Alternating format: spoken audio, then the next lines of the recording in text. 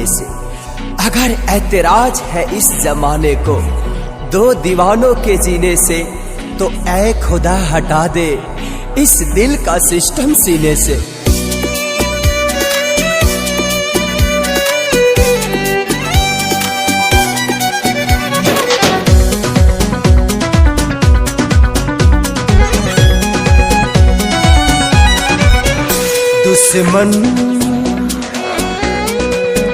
दुश्मन बनल जमाना, कैसे जिगी दीवाना।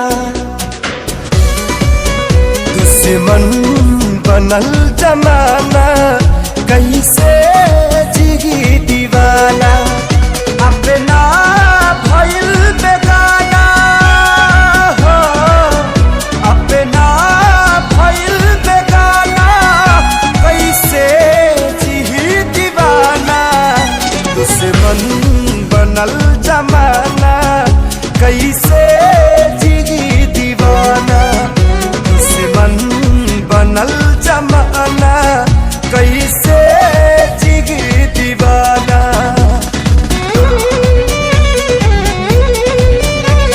अगर गम मोहब्बत पे हावी ना होता, तो खुदा की कसम मैं शराबी ना होता।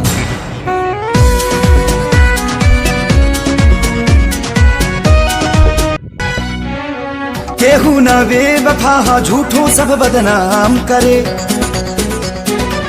समय के चोट पर मरहम ना कोनो काम करे। न हम कईनी बेवफाई, न ऊ कईनी बेवफाई। फिर भी हो खेल काहे हमनी में जुदाई।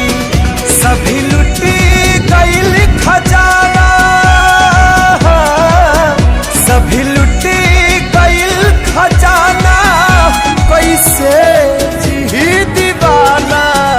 दुश्मन बनल जमाना, कैसे जिगी दीवाना।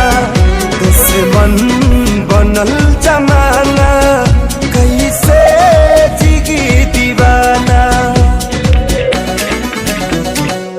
टूट कर ना जाने कब का बिखर गया होता। अगर मैं नहीं पीता तो शायद मर गया होता।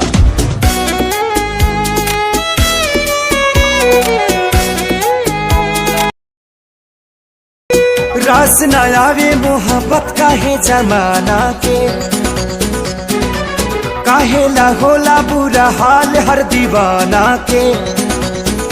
घुट घुट के जहर ऐसन पीता पी कैसे।